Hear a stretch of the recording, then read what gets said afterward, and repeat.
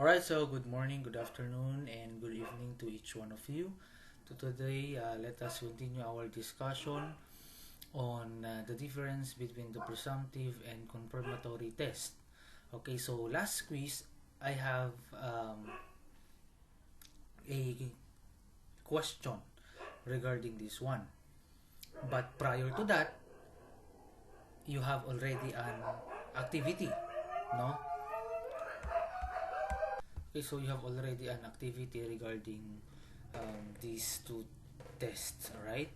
So, to formally start, I would like to discuss to you the difference between presumptive and confirmatory. So, it states there that presumptive is high sensitivity and for confirmatory, it is highly specific. Both are used in the crime scene. However, since the other test is presumptive, of course, it's just show us the probability. However, for confirmatory, of course, it's for the confirmation of the actual blood. Now, please highlight on the side notes that the word presumptive comes from the Latin word presumptivus, which means to presume. Okay? To presume means to take beforehand. Okay? Take beforehand. So the main idea of presumptive or presumptuous is based from anticipation and probability.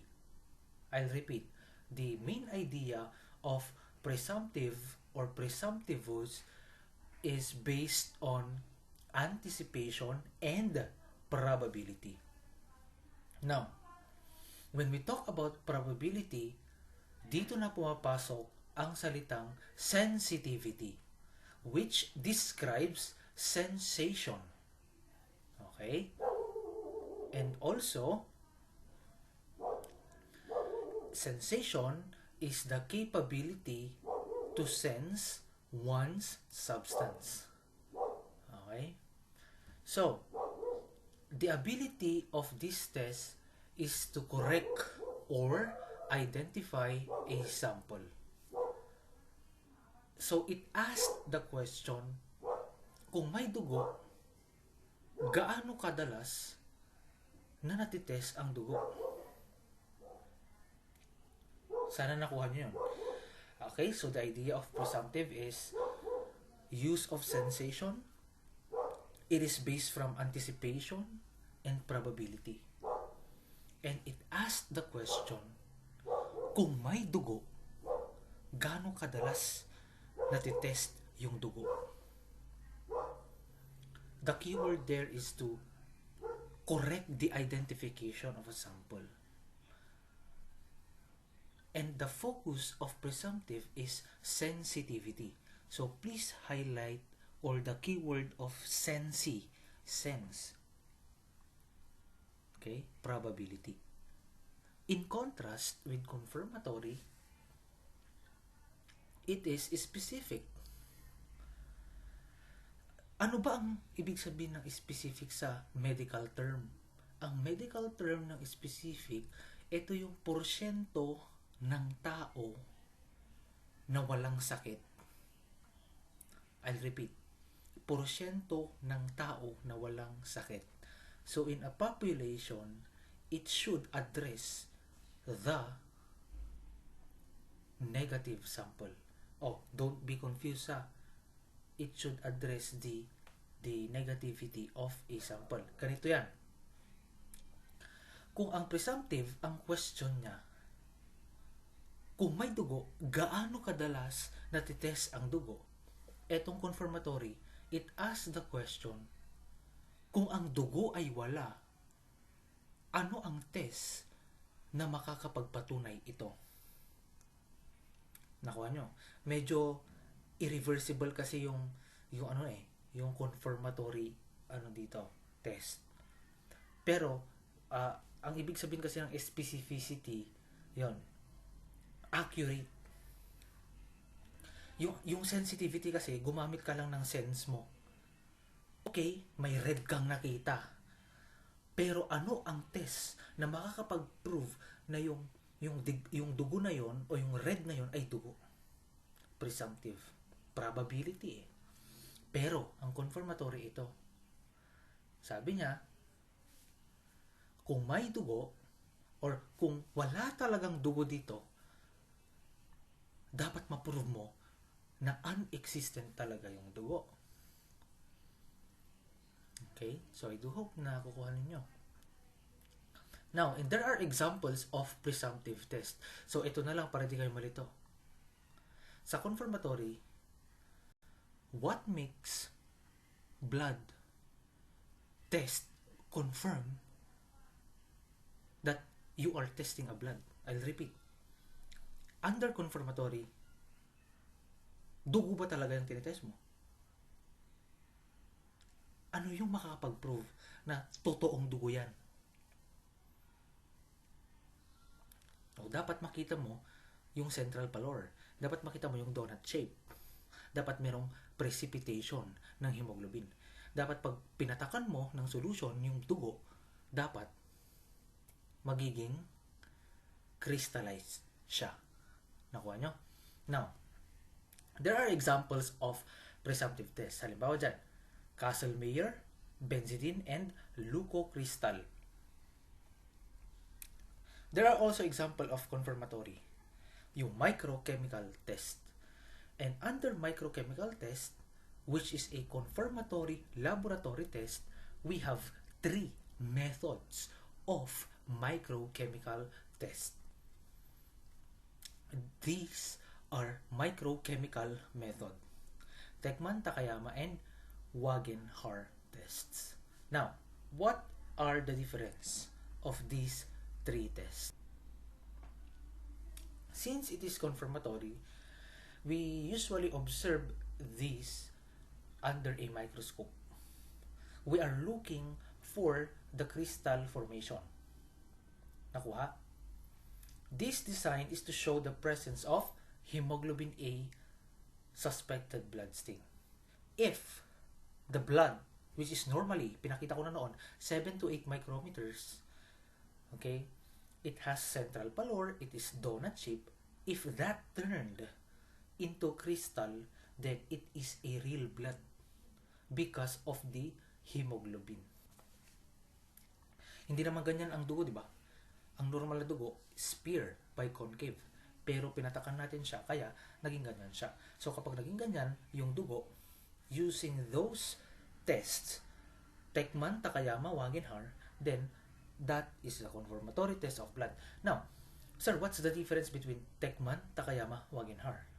Actually, kung aralin natin ito, they all turn RBC into crystals.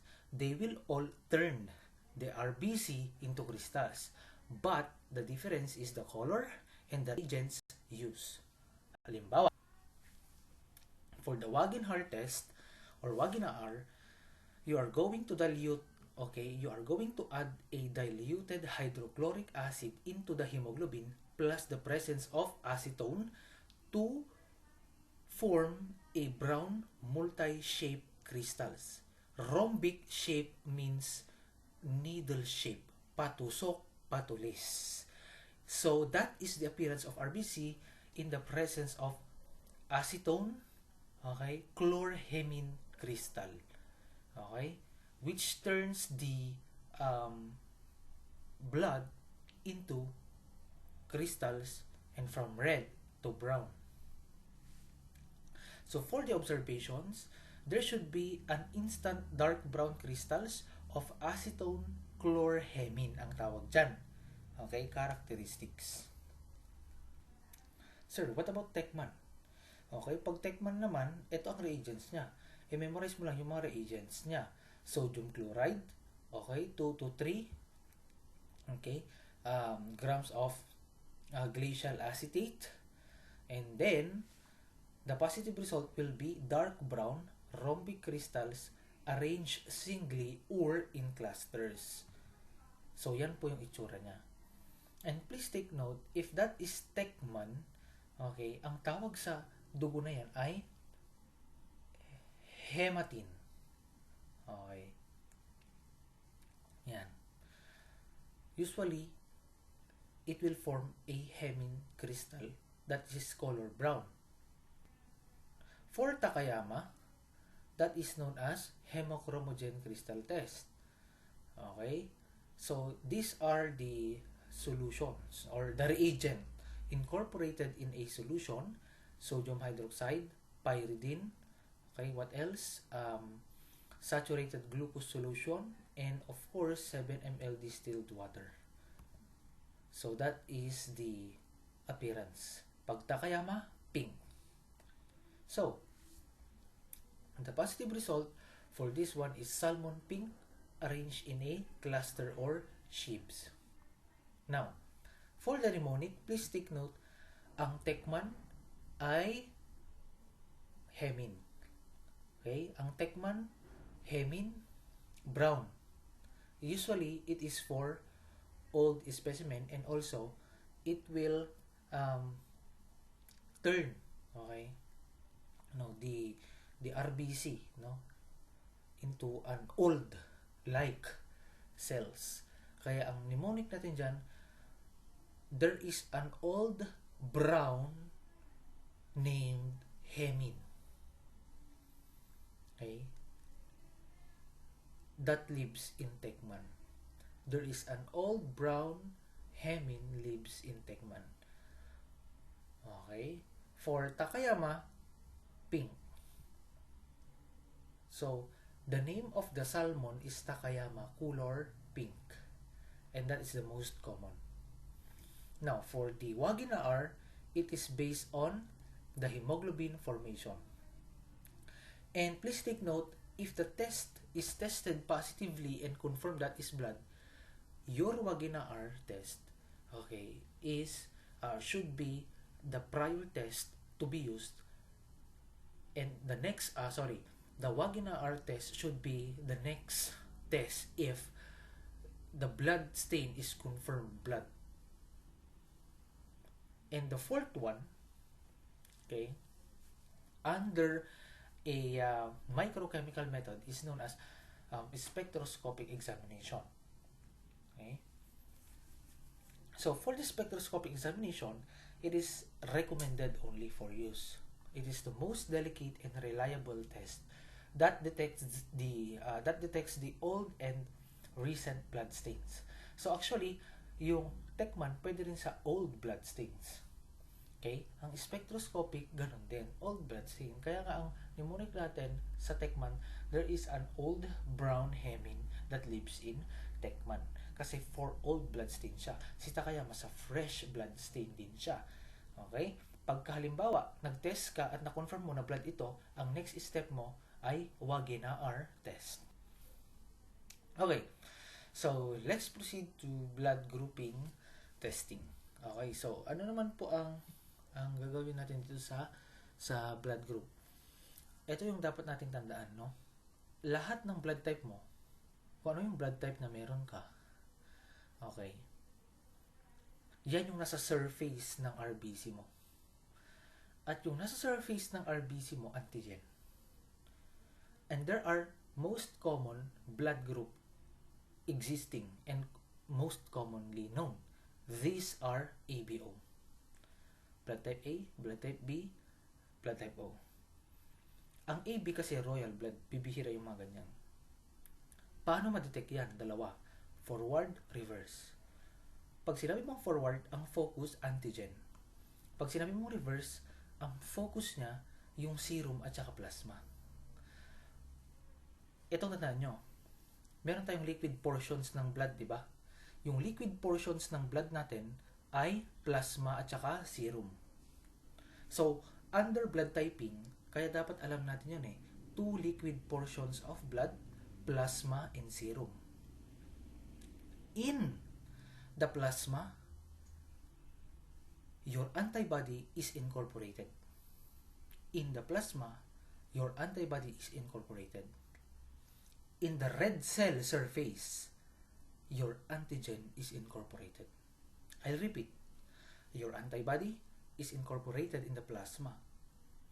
Your antigen is incorporated in the RBC surface.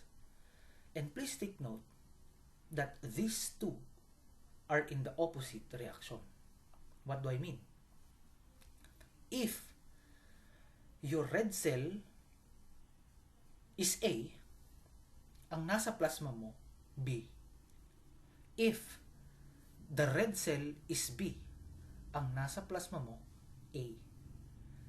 If in your red cell is AB, ano ang nasa plasma mo? Wala. If your red cell, wala, ano ang nasa plasma mo? AB. Okay? So, I do hope nag-grasp nyo yun. Kasi, dyan, pag alam nyo yung mga fundamentals na yan, mako-correlate natin ang blood typing. So, it is a method to tell your blood type. So, yan yung sinasabi ko, antigen. Yung existence nila based on genetic formation, genes, nasa sinapupunan pa lang tayo, chemical pa lang tayo, okay, na-form sila. And majority carbohydrates sila. Kasi yung surface ng RBC natin, mga carbohydrates yan. Parang ano sana, parang ma-imagine nyo, parang ano yan eh, bahay. Diba? Yung bahay may bakal, may semento, may hollow blocks, may bubida, tapos bubong. O parang ganun, yung RBC. Pag pumunta ka sa RBC, okay, alisin mo yung bubong, tapos babaklasin mo siya. Siyempre, pag naalis mo yung bubong, may bubida, tapos alisin mo yung bakal, alisin mo yung semento, diba? Ganun yun. Kasi hindi naman pwedeng ang bahay mo, bubong ka agad eh. Now, ano ang gusto kong i-elaborate? Kung halimbawa sa bahay, kung yung RBC ay bahay, sa tuktok ng bubong, andun yung mga antigen o yung blood type mo.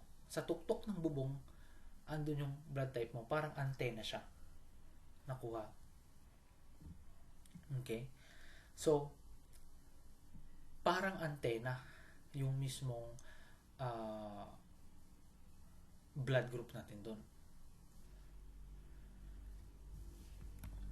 Okay, so ito siya. So ito yung iba't ibang klase ng blood types. Para lang ma-imagine ninyo.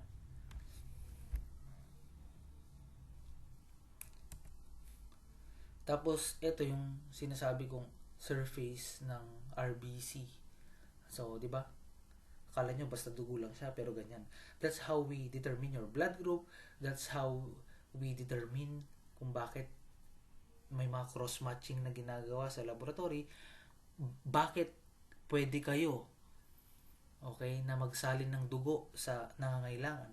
Bakit hindi kayo pwedeng magsalin ng dugo sa nangangailangan? Dahil dito sa mga pinagagawa at pinag-aaralan namin, yung antigen-antibody reaction. Usually kasi pagka may antigen-antibody reaction, okay, ang mangyayari dyan, magkakaroon ng incompatibility. Okay? Merong immune complex. Okay, ibig sabihin, incompatible ang dugo ni A or patient A tsaka sa dugo ni patient B. Pero that is the concept that I want you to know. So, yan, mga historical, mga percentage yan, statistics ng mga most common, okay, blood types known. 26% sa A, 24.7% sa B, tapos yung AB is known as the universal recipient, O is known as the universal donor, and then A and B are the two possible surface antigens on the RBC membranes. So, tanda natin, pag sinabi natin antibody, defensive protein yan, na galing mismo sa immune system natin. And also, yung mga RBC na to, meron din silang antibodies, okay, against any antigens na hindi makikita sa surface membrane. So, ito yung sinasabi ko kanina. Yan. So, ito po yung itsura ng antibody. Y-shape siya, divided into two region, variable, tapos constant. Flexible sila kasi ang tawag dyan ay meron silang disulfide bonds. Okay. So, ito yung experiment natin nung last, diba? Pinicturean ninyo sa microscope. Bakit ganyan yung RBC after patakan ng anti-sera na-determine natin na blood type A si ganito, blood type B si ganyan. Kasi nga, meron siyang anti-sera. At ang ginagawa ng antibody, pag na-meet niya or na-encounter niya yung antigen na nandun sa surface ng RBC mo, yan, yayakapin niya yan. Okay? Hahabulin niya yan. By the way, the epitopes, ito po yung tawag sa pintuan ng antigen. Okay? Pintuan ng antigen. I'll repeat, epitopes is pintuan yan ng antigen. Diyan kumakapit ang antibody. Paratope, yung opening ng antibody. Kung saan kakapit si antigen. Yan.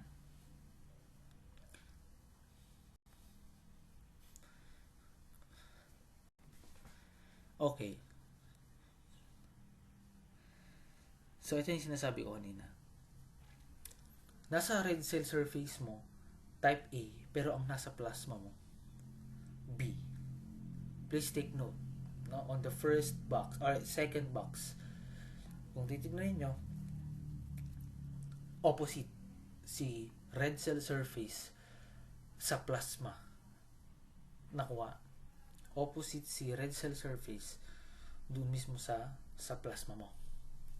Kung A ang red cell surface mo, B ang plasma mo. Kung B ka, A. Kung AB ka, wala. Kung blood type O ka, AB ka. Kaya nga pwedeng mag-match si AB at saka si O. Ang possible na resulta dyan, ang blood type ng tao, either AB, pwedeng AO, pwedeng BO, pwedeng ABO. Kaya okay lang. Kaya nga sa tinawag na universal donor, kasi pag blood type O ka, para siya kay A, para siya kay B, para siya kay AB. Universal recipient si AB, kasi tignan nyo, hindi mo yan po pwedeng donaran or donatan ng blood type B because that is incompatible. Hindi mo lang pwedeng donaran or donatan ng AB ay ng A only kasi nga may A at B siya. So, as much as possible, hanap ka rin ng AB para maging compatible kay pasyente na AB. Ganon ka-crucial ang blood donation. Hindi lang basta magsaling ka ng dugo. Pwede kang makapatay ng pasyente kapag bara-bara ang pagsalin ng dugo. Or pwedeng maging palalain ang kondisyon ng pasyente. Pero actually, pag lumala ang kondisyon ng pasyente, matik na yan, mamamatay na rin siya. Kasi ang tawag doon ay incompatibility in the blood donation.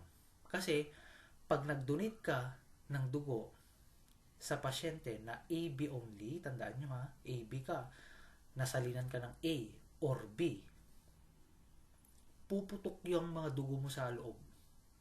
Puputok yan. Bakit? Titirahin ng antibody yung AB.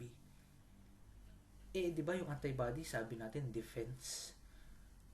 Pag nasa loob ng katawan yun, ay, sasabihin ng antibody, AB to kalaban ko to.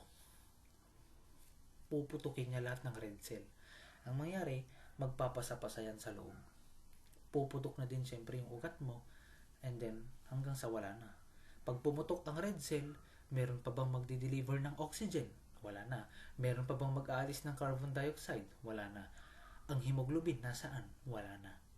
Pumutok na Ganun. So, as much as possible, kapag AB, AB din. Okay? Yan.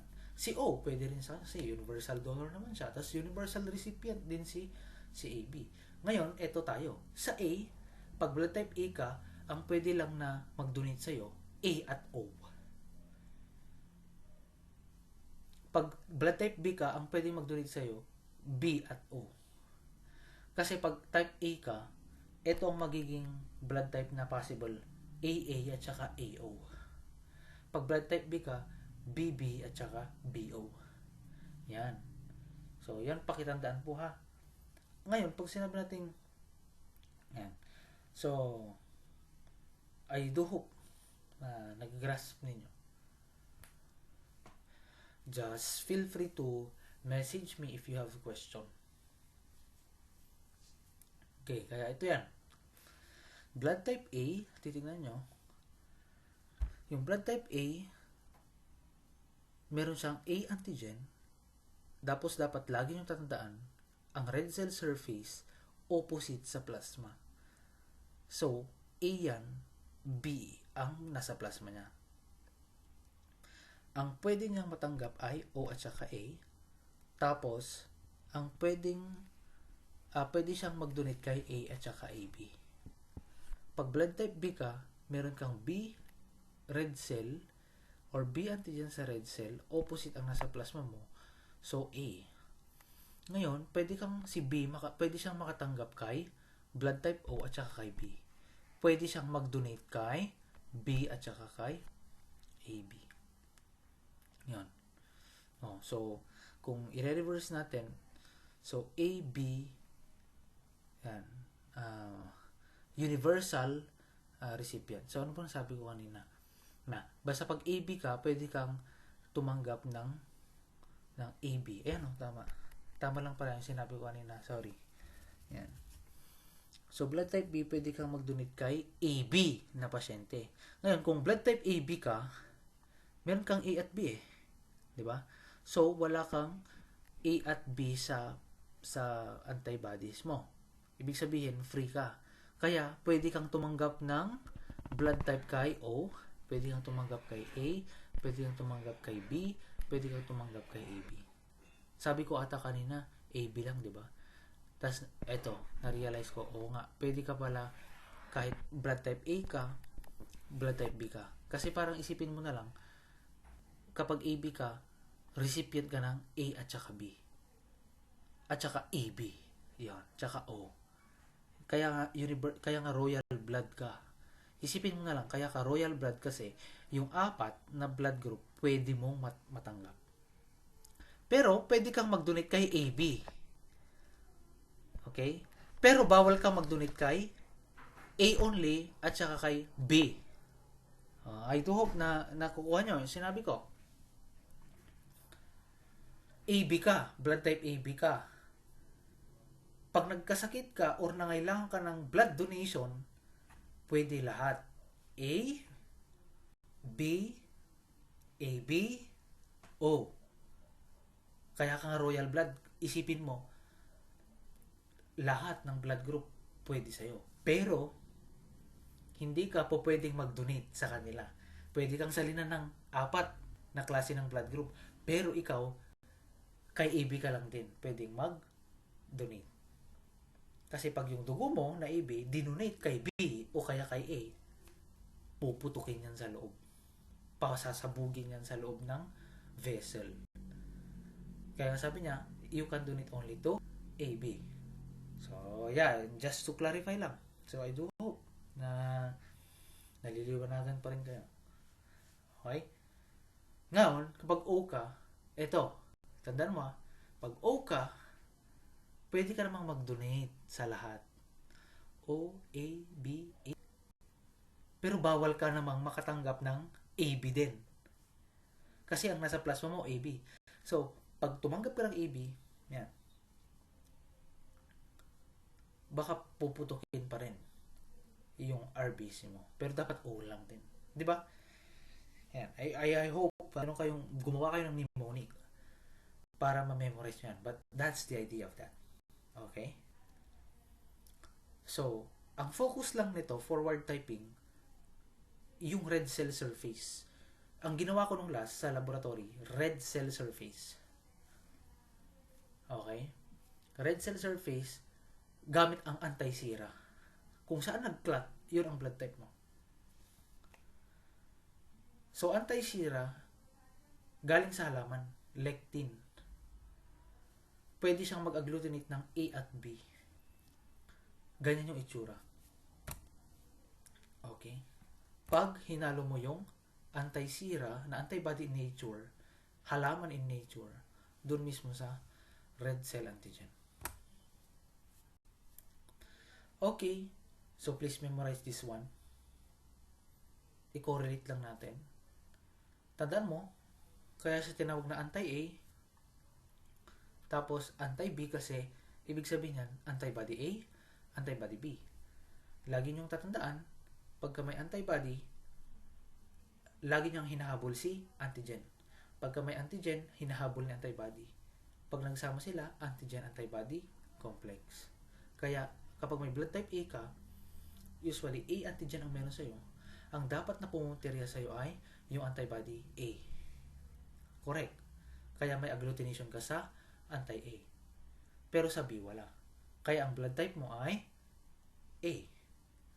Pag B antigen, ang nasa surface ng RBC mo, ang dapat pumuntirya sa'yo ay yung antibody B.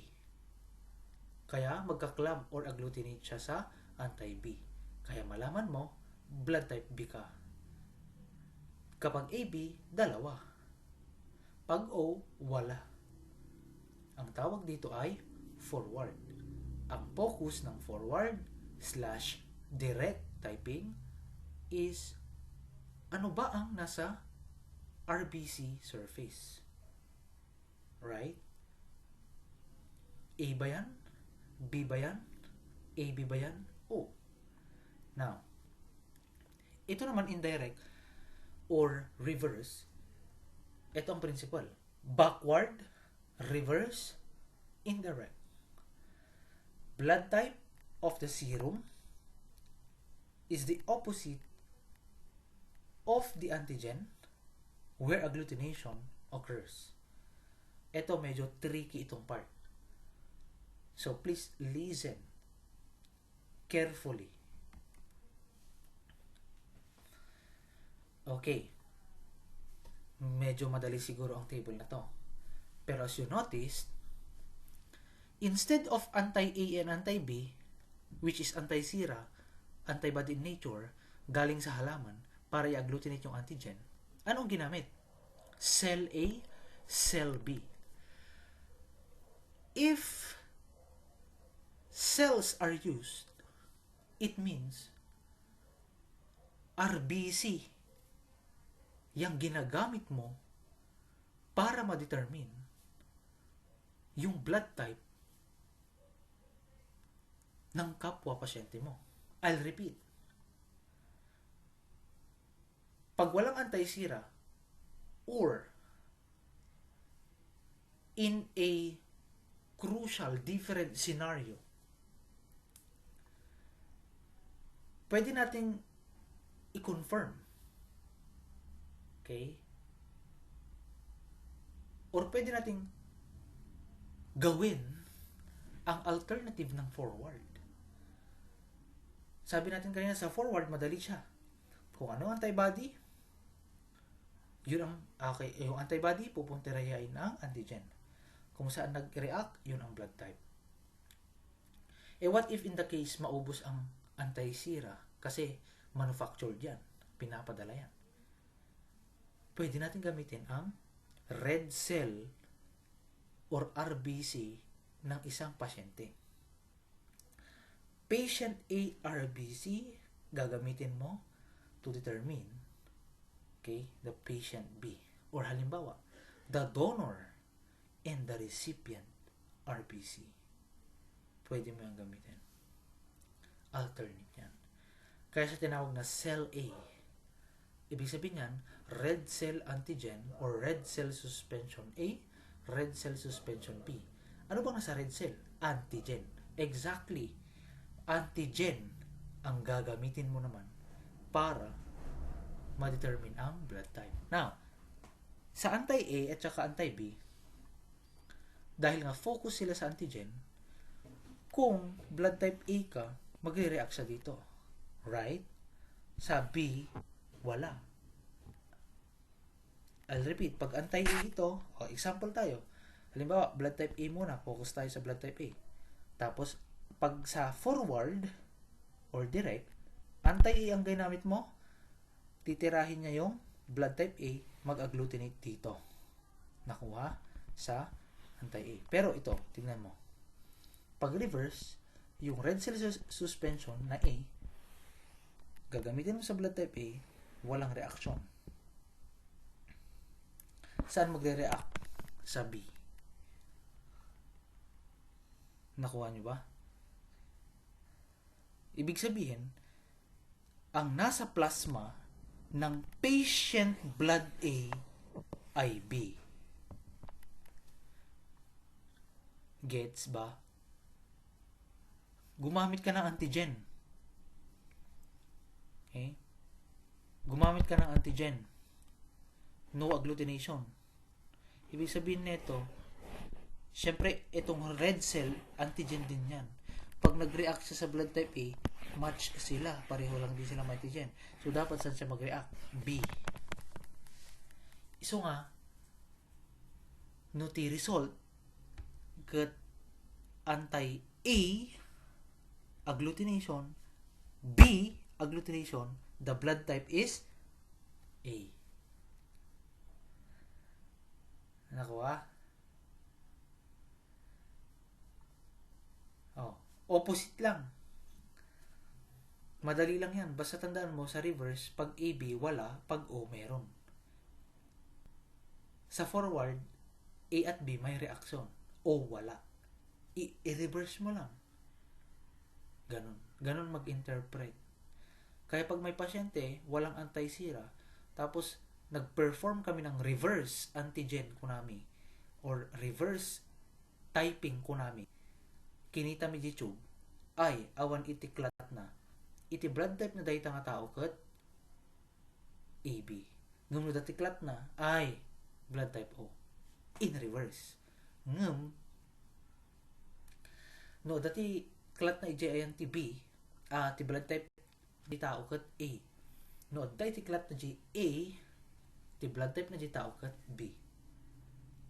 That's how you determine the blood type. If you know the blood type using forward, alam mo naman ang reverse. Opposite lang. So, ito lumalabas ito sa board exam ninyo. Tandaan natin na ang chromosomes, yan po yung tahanan ng DNA natin. At DNA at RNA ay tinatawag na nucleic acids. And the genetic information takes place in the nucleic acids. And normally, there are 44 diploid number of cells. Somatic cells ang tawag doon sa mga sex cells. Okay? Or no, sorry. Yan, mga diploid cells. Kasi bakit 44? 23 Yeah. Diploid, ibig sabihin kay mother and father yan. And there are existing sex chromosomes only. X and Y. XX at saka XY. XX babae. XY lalaki. Yun lang ang two existing sex chromosomes. So, ito mga definition of terms na malabas ito sa board exam. Okay? Heterozygous, unidentical. Homozygous, identical. Genes, hereditary. Anong ibig sabihin ng hereditary? Lahi mo. Actually, kaya nadidetermine kung bakit meron kang lahi na ganito. Lahi ng cancer, lahi ng diabetes, lahi ng high blood. Kaya nga naipapamana, di ba? Dahil yan sa genes. Kaya dapat very good kayo ngayon. Dapat wala kayong karamdaman ngayon kasi ang sakit ay pwedeng maipamana. Pero ang pinaka-problema ng sakit, genes. So kung naipapamana ang sakit at inayos mo yung genes mo, pwede mong mahinto ang sakit. Nakuha? Okay. Now, okay. So, please take note, pag sinabi natin phenotype, physical yan. At pag sinabi natin genotype, nasa loob yan. Yun lang naman yung dapat yung tandaan. Phenotype, physical appearance or physical trait. Genotype, internal appearance or internal trait. So, please be familiarized with the following blood types as well as the associated blood type of springs and the impossible blood type of springs. Anyway, you are not medtechs, but at least you should have an idea of how this works. No, I will not elaborately explain this. Basta I want you to know and interpret properly the reverse and also the forward typing. Okay, and I want you to know only phenotype and genotype distinction, as well as how are you going to correlate these principles in interpreting the blood type. Why? Because blood type is essential also in criminology to link the suspects into crime as well as the victim, and also um, in a crime scene. Okay, it is to link the suspect, victim in a crime scene, and also the important or the ways and the methods, no, in performing these tests. Okay, so ito yung tinatawag natin na RH. Actually, RH, hindi po yan red horse. But RH means rhesus macasus. It is derived from the monkey blood. This will determine, okay, kung ikaw ba ay makakabuo ng isang anak lang or pwede kang makarami ng anak. Because in the history, anyway, not today, we are now modern. There is already a vaccine to those babae na RH negative. Ito lang ang concept niyan. Ito lang ang idea niyan.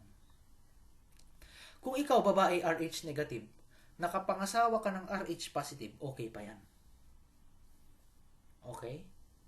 Makakaanak ka pa naman. RH negative plus RH na babae, RH positive na lalaki, nagsama kayo, nagkaroon kayo ng mating, magkakasurvive naman ang bata. Now, the second time na bubuo kayo, hindi na. Why?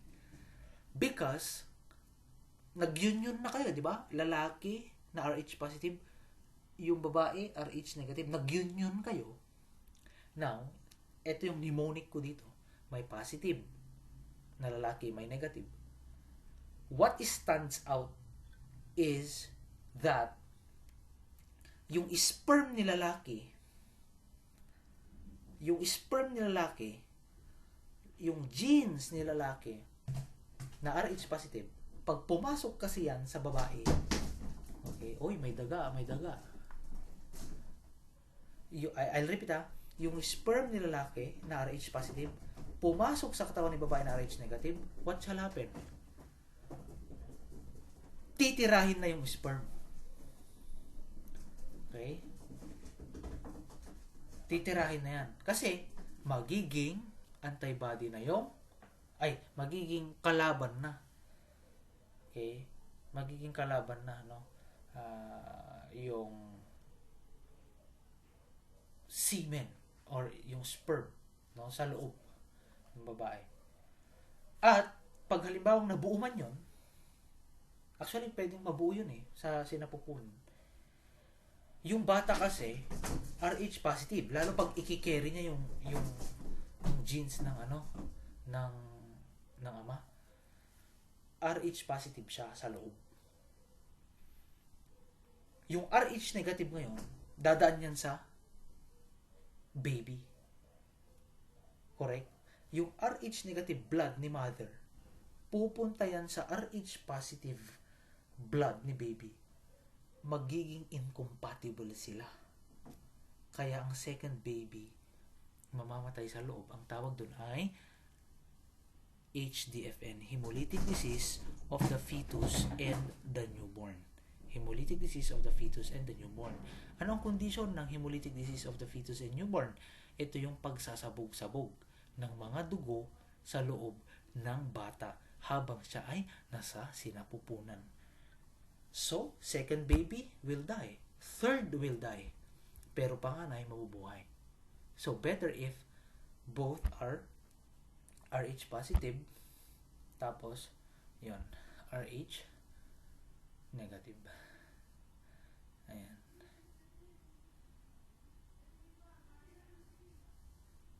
Pero usually, nangyayari yan kapag majority ng RH negative nandoon sa usually mga may lahi yung mga RH negative.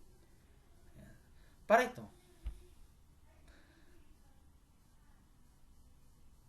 RH neg na dalawa, tingnan nyo. May RH neg. Ang possible na blood type of offspring, RH neg.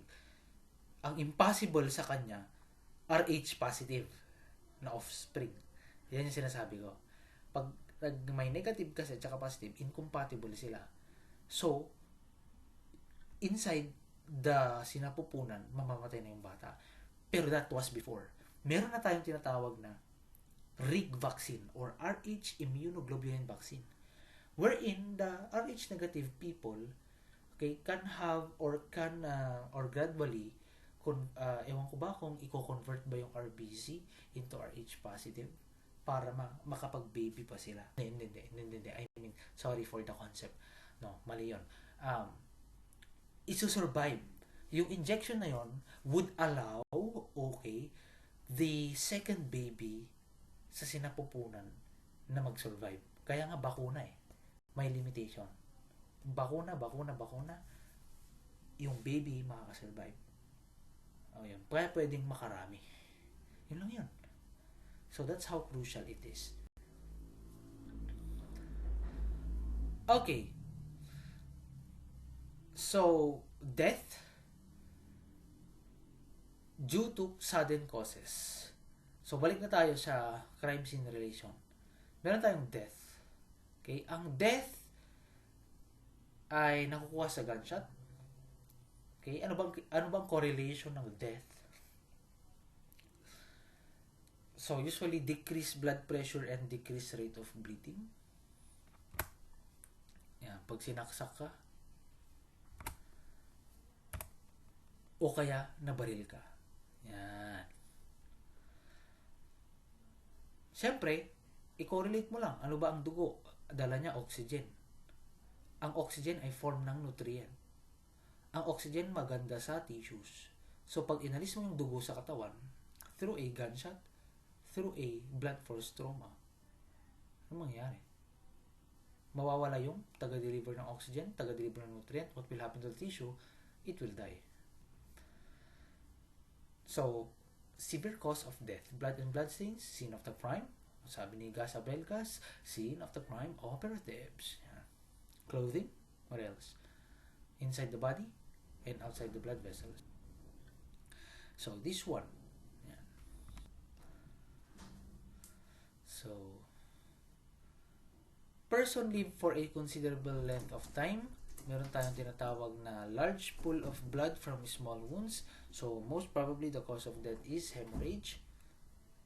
Pwede ka rin mamatay using hemorrhage. Yan yung pamumuo ng dugo sa utak o kaya sa loob ng katawan.